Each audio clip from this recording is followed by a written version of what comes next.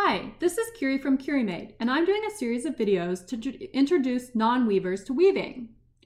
Last week I showed the process of beaming, that is, getting the warp wound around the warp beam of the loom. This week I will continue showing the process of setting up the loom, which is often called dressing the loom. After beaming, the first step in dressing the loom is to put the individual warp threads onto a specific shaft. Shafts are just simply what is used to lift the threads up and down as you're weaving. All I do to thread is take a warp thread and thread it through an individual heddle on a specific shaft. Here I have a little time-lapse video showing me threading this warp.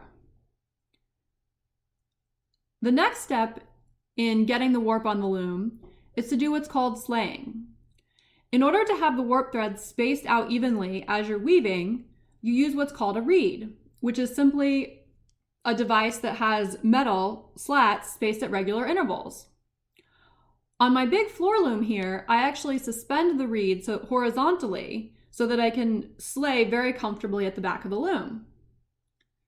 Once I have all the threads spaced out in the reed, then I can continue dressing the loom. So once I finish threading and slaying at the back of the loom, I move the shafts up here, and then the shafts get tied up to the lambs, which are then tied up to the treadles. And then when I press on the treadles, I can pull down my different sheds.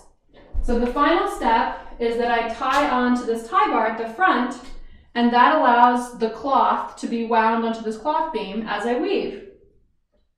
So that concludes dressing the loom. Next week, we'll talk about finally weaving.